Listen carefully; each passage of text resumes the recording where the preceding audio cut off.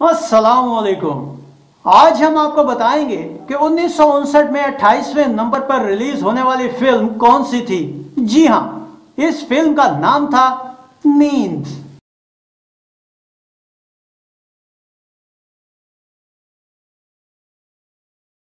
इस फिल्म को movie tone pictures के बैनर तले रिलीज किया गया।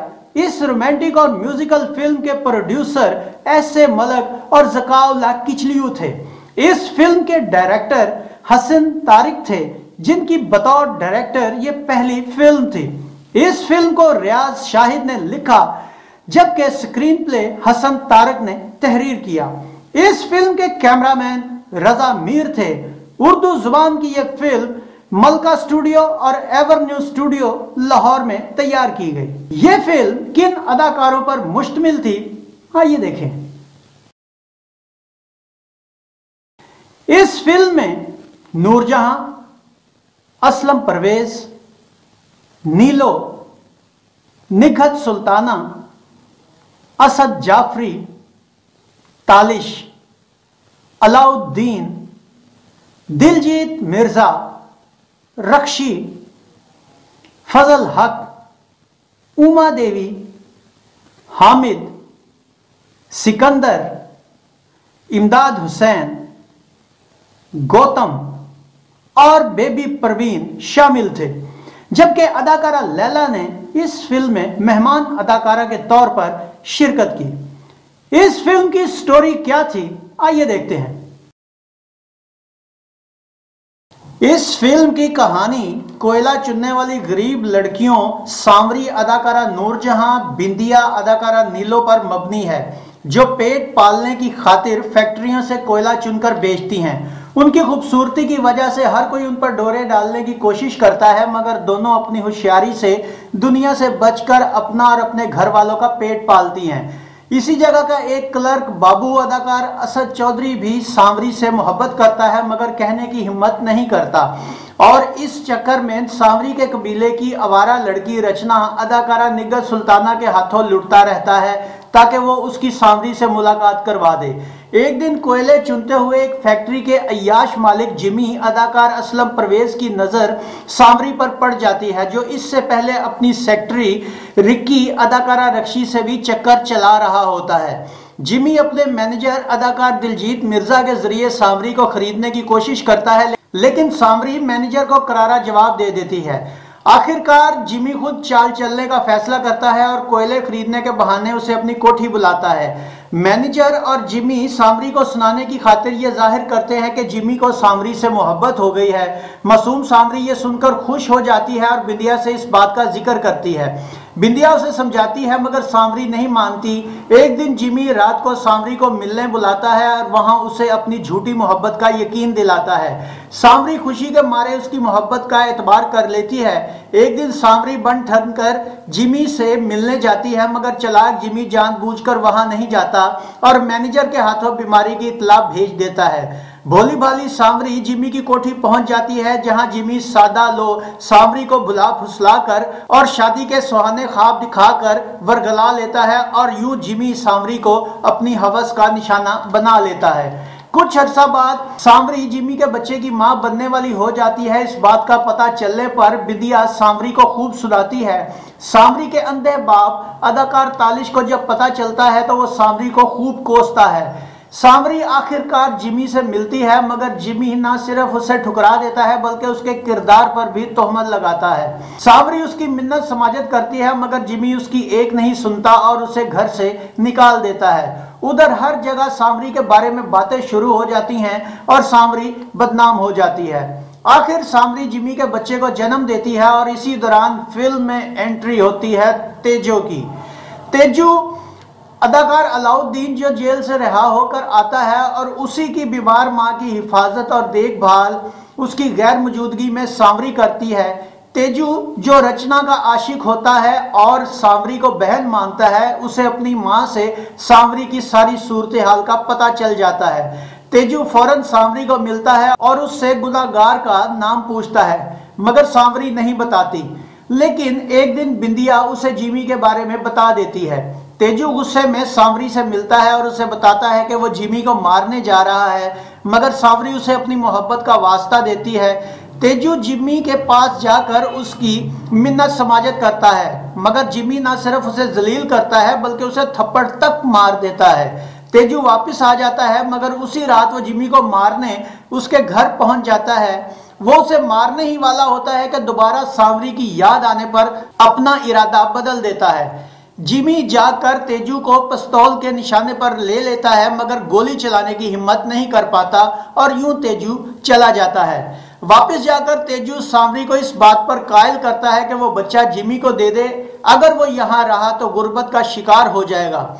सांवरी पहले नहीं मानती, मगर तेजू की बात समझ जाती है और राजी हो जाती है। अगले दिन वो बच्चे को लेकर जिमी के बंगले पर पहुंच जाती है और जिमी को उसका बच्चा दे देती है, मगर जिमी उसे अपनाने से इनकार कर देता है। सांवरी जाने लगती है, मगर जिमी बच्चे को गोली मारने की धमकी देता है। सांवरी जिमी से पिस्टल छीन लेती है तो जिमी बच्चे को बालकनी से नीचे फेंकने लगता है, जिसके नतीजे में सांवरी जिमी को गोली मार देती है और खुद भी खुदकुशी कर लेती है। तेजू और रचना शादी कर लेते हैं और सांवरी के बच्चे को गोद ले लेते हैं और यूं कहानी का इख्तिताम होता है। सांवरी, बिंदिया, रचना, तेजू, हिंदवाना पस मंजर में लिखी गई इस कहानी का हर मंजर शानदार था। निचले तबके की महरूमियों और उनके रहन सहन को जिस खूबसूरत अंदाज में कलमबंद करके पिक्चराइज किया गया, जबरदस्त था। Aslam Parvez hero plus villain के किरदार में जबरदस्त रहे। इसके बहुत बाद में असलम परवेज ने बहसियत विलन नाम कमाया, मगर मेरे ख्याल में उनके नेगेटिव फिल्मी इमेज की इब्तिदा यही रोल बना। मैडम नूरजहां सांवरी, नीलो, बिंदिया, निगहत सुल्ताना, रचना के किरदारों में कमाल की एक्टिंग कर गईं। और नाजरीन, इस फिल्म में जहां ऊंचे तबके के जरिए निचले तबके के इस्तेहसाल को बड़े बोल्ड अंदाज में पिक्चराइज किया गया, वहीं इसमें काफी बोल्ड सीन भी फिल्माए गए, जो आज के दौर में तो एक आम सी बात हो सकती है, मगर उस दौर में ये बहुत बड़ी बात होगी। जैसे इस फिल्म में लेस्बियन किस का सीन, और वो भी लिप टू लिप। जी हाँ, इस फिल्म में नीलो और मैडम नूरजहां की एक किस है जो उस दौर में बहुत वायरल हुई और उस पर काफी ले दे भी हुई। असद जाफरी का किरदार मुख्तसिर मगर बेहतरीन था। तालिश एक अंधे बाप के रूप में काफी जचे। दिलजीत मिर्जा ने मैनेजर का किरदार खूब निभाया और इस फिल्म में रक्षी पहली बार खुलकर सामने आई, वरना रक्षी को हम सिर्फ आइटम सॉन्ग्स की हद तक ही देखते थे। निगहत सुल्ताना एक फ्लर्टी और ठरकी लड़की के रूप में खूब रही और लैला ने मुख्तसर ही सही मगर बेहतरीन किरदार अदा करके फिल्म शेरा की तमाम गलतियों का अजाला कर दिया। इस फिल्म के गानों की शायरी तनवीर नकवी और कतील शिफाई ने की, जबकि इसका म्यूजिक रशीद अत्रे ने तरतीब दिया। गुलकारों में नूरजहां, जुबैदा खानुम और नसीम बेगम शामिल थी। इस फिल्म के गानों के बारे में क्या मालूमात मिली, आइए देखें। 9 गानों पर मुश्तमिल इस फिल्म में मैडम नूरजहां के आ गई रात ना आए सांवरिया, मेरा दिल रोए जग सोए, आ गई रात ना आए सांवरिया, मेरा दिल रोए जग सोए, हाय बेरन हो गई रस्सियां।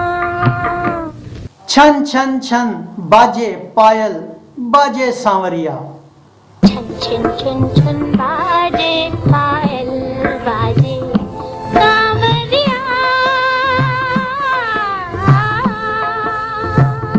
क्यों उदास हो रहे हो शाम की तरह, क्यों उदास हो रहे हो शाम की तरह, क्यों लो मुझे लबों से जाम की तरह।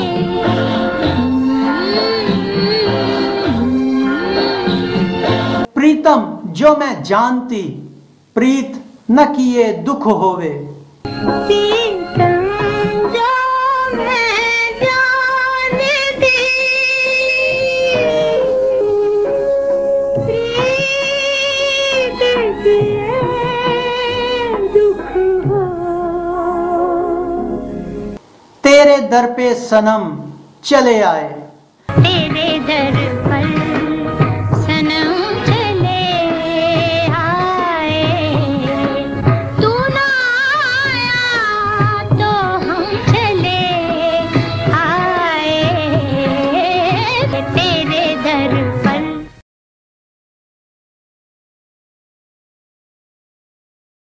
तेरे दर पर सनम चले आए, तू न आया तो हम चले आए। जुबैदा खानम के एक दिल है और गाहक इतने, एक दिल है और गाहक इतने, किस किस को दिल दूं मैं इस चक्कर में हूँ। एक दिल है और गाहक इतने, मुझको जवानी बड़ी महंगी पड़ी है, मुझको जवानी बड़ी महंगी पड़ी रे। हो गई मुफ्त बदनाम, वो देखो मैं तो हो गई मुफ्त बदनाम।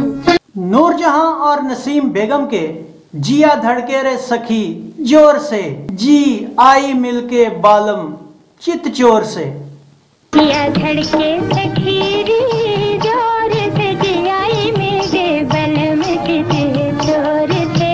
आई मन में लहर किसी और से, जी तोरे नैना लड़े किसी छोर से। नूरजहां, नसीम बेगम और जुबैदा खानम के अकेली कहीं मत जाना जमाना नाजुक है।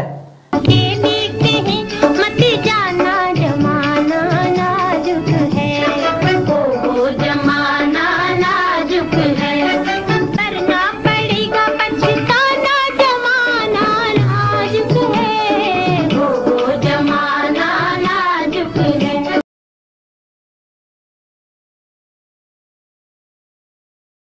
इस फिल्म में मैडम नूरजहां ने 5, जुबैदा खानम ने 2 सोलो गीत गाए, जबकि नूरजहां और नसीम बेगम ने 1, नूरजहां, नसीम बेगम और जुबैदा खानम ने 1 ड्यूट सॉन्ग गाया।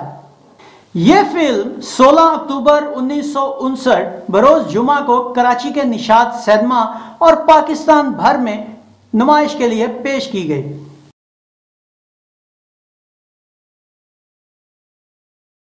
27 हफ्तों के बाद सिल्वर जुबली मनाकर इस फिल्म ने 1959 की हिट फिल्मों में अपने लिए चौथे नंबर पर जगह हासिल कर ली। तो नाजरीन, ये था फिल्म नींद का एक मुकम्मल रिव्यू। उम्मीद है आपको हमारा ये वीडियो पसंद आया होगा। अगर हमारा ये वीडियो पसंद आया हो तो इसे लाइक कीजिए, हमारे चैनल को सब्सक्राइब कीजिए और बेल आइकॉन को दबाना मत भूलिएगा, ताकि हमारा आने वाला हर नया वीडियो आप तक पहले पहुंचे। इस वीडियो में शामिल हीरो, हीरोइन, मुआविन अदाकार, मुआविन अदाकारा, एक्स्ट्रा अदाकार, एक्स्ट्रा अदाकारा, कॉमेडियन, गुलकारा, मौसीकार या इस फिल्म के हवाले से अगर आप कुछ भी जानते हैं तो कमेंट्स बॉक्स में अपनी राय का इजहार जरूर कीजिए, जो हमारे चैनल के लिए बेहतरी का बायस हो और हमारे नाजरीन को मजीद मालूमात फराहम कर सके। इस वीडियो को शेयर कीजिए ताकि हमारी ये मालूमात आपके जरिए दूसरों तक भी पहुंचे। गुलफाम को इजाजत दीजिए। अगले वीडियो में एक नई फिल्म के रिव्यू के साथ आपके सामने दोबारा हाजिर होंगे। अपना बहुत सा ख्याल रखिएगा। अल्लाह आपका हामी और नासिर हो। अल्लाह हाफिज।